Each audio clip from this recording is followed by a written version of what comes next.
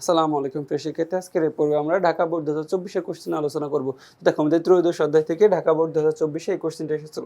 আচ্ছা, প্রথমত আমরা উদ্দীপকটা পড়ি একটু। বলতেছে সুচিতা তার বাবা মা দাদা দাদি সহ একসাথে থাকে। তার বাবা মা দুজনেই শিক্ষক। তারা সবসময় তাকে সত্য কথা বলা, ন্যায় নীতি, বড়দের প্রতি শ্রদ্ধা এবং ছোটদের প্রতি স্নেহ ইত্যাদি দিয়ে শিক্ষা দিয়ে থাকেন। সে ছোটবেলা থেকে এই বিষয়গুলো যথাযথভাবে পালন করে আসছে। আচ্ছা, এটা হচ্ছে আমাদের উদ্দীপক। এখন আমাদের প্রশ্নটা দেখি। আচ্ছা, ক নম্বর প্রশ্নটা বলতেছে যে অনুলোম বিবাহ ভিত্তিক পরিবার কাকে বলে। যে অনুলোম বিবাহ ভিত্তিক পরিবার কাকে বলে।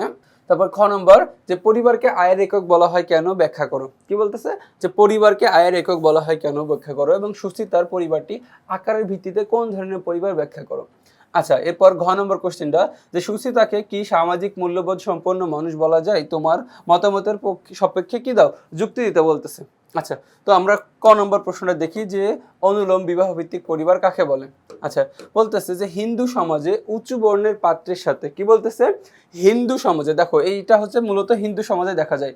তো হিন্দু সমাজে যদি উঁচু বর্ণের পাত্রের সাথে উঁচু বর্ণের পাত্রের সাথে যদি নিচু বর্ণের পাত্রীর বিবাহ হয়, তো এই বিবাহের মাধ্যমে যে পরিবার গঠিত হয় তাকে অনুলোম বিবাহ ভিত্তিক পরিবার বলে। কি বলে, অনুলোম বিবাহ ভিত্তিক পরিবার বলে। আচ্ছা, খ নম্বর প্রশ্নটা, যে মানুষের আয় মূলত পরিবারের অর্থনৈতিক অবস্থা দৃঢ় করার জন্য পরিচালিত হয় বলেই পরিবারকে আয়ের একক বলা হয়। কি বলতেছে, মানুষের আয় মূলত পরিবারের অর্থনৈতিক অবস্থা দৃঢ় করার জন্য পরিচালিত হয়। আচ্ছা, মানুষ আয় করে কেন, কারণ পরিবারের জন্য আয় করে। তো এই পরিবারের অর্থনৈতিক অবস্থা কি করার জন্য, দৃঢ় করার জন্য পরিচালিত হয় বলে পরিবারকে আয়ের একক বলা হয়।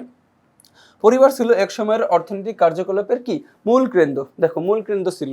তো পরিবারের সদস্যদের আর্থিক নিরাপত্তা প্রদান পরিবারের অন্যতম কাজ। এজন্য পরিবারের সদস্যগণ বিভিন্ন অর্থনৈতিক কর্মকাণ্ডে নিয়োজিত থাকেন। পরিবারে বাবা অনেক সময় মা বাবা দুজনে বিভিন্ন আয়মূলক কাজ করেন। তো এদের সকলের কাজের অন্যতম উদ্দেশ্য দেখো, এই কাজের অন্যতম উদ্দেশ্য পরিবারে যারাই উপার্জন করে না কেন, এদের অন্যতম কাজের উদ্দেশ্য পরিবারের বিভিন্ন আর্থিক চাহিদা পূরণ করা।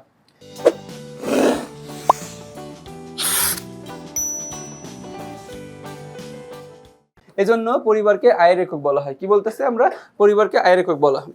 আচ্ছা, এরপরে আমাদের গ নম্বর প্রশ্নটা, যে সুচিতার পরিবারটি কি পরিবার। আচ্ছা, তো আমরা বলতেছি যে আকারের ভিত্তিতে সুচিতার পরিবারটি যৌথ পরিবার। কি পরিবার, যৌথ পরিবার। কারণ যৌথ পরিবার হলো এমন একটি পরিবার যেখানে একাধিক প্রজন্মের সদস্যরা, যেমন দাদা দাদি, মা বাবা, ছেলে মেয়ে এবং নাতি নাতনি একসাথে বসবাস করে। কি বলতেছে, যে একসাথে বসবাস করে। যৌথ পরিবারের বন্ধন মূলত রক্তের সম্পর্কের উপর ভিত্তি করে গড়ে উঠেছে।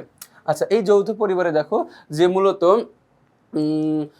যে যৌথ পরিবারটা একাধিক প্রজন্ম বলতে এখানে দুই পুরুষে আবদ্ধ থাকে। কারণ দুই পুরুষ বলতে এখানে এই যে দাদা আর বাবা, দেখো এই দুই পুরুষ এবং ছেলে মেয়ে আছে। তো এদের নিয়ে এই পরিবারটা গড়ে উঠেছে। আচ্ছা, এটা হচ্ছে যৌথ পরিবার। আচ্ছা, বলতেছে যৌথ পরিবারের সদস্যরা তাদের অর্থ, দায়িত্ব, সুখ দুঃখ মিলিতভাবে ভাগাভাগি করে। আমাদের দেশের গ্রাম অঞ্চলের অধিকাংশ পরিবারই যৌথ পরিবার। তো দেখো, গ্রাম অঞ্চলে সবচেয়ে এই যৌথ পরিবারটা বেশি দেখা যায়। এরপর বলতেছে উদ্দীপকে দেখা যায় সুচিতা তার বাবা মা দাদা দাদি সহ একসাথে বসবাস করে। এভাবে বাবা মা দাদা দাদি সহ একত্রে বসবাস করা হলো যৌথ পরিবারের বৈশিষ্ট্য। তাই বলা যায় যে সুচিতার পরিবারটি যৌথ পরিবার। সুচিতার পরিবারটি কি পরিবার, যৌথ পরিবার। আচ্ছা, এরপরে ঘ নম্বর কোশ্চেনটা বলতেছেন, যে হ্যাঁ, সুচিতাকে সামাজিক মূল্যবোধ সম্পন্ন যে মানুষ বলা যায়।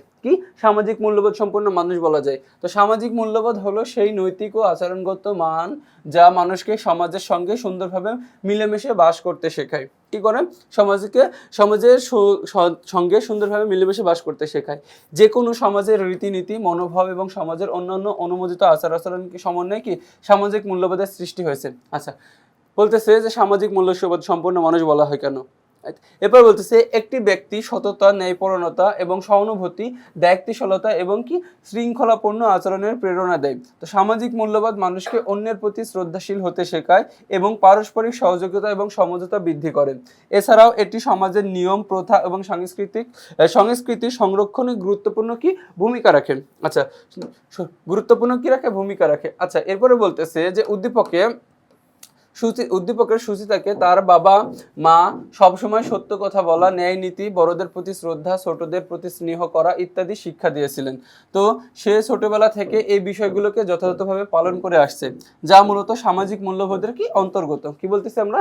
যা মূলত এগুলো হচ্ছে কি সামাজিক মূল্যবোধের অন্তর্গত। এজন্য সুচিতাকে একজন সামাজিক মূল্যবোধ সম্পন্ন মানুষ বলা যায়।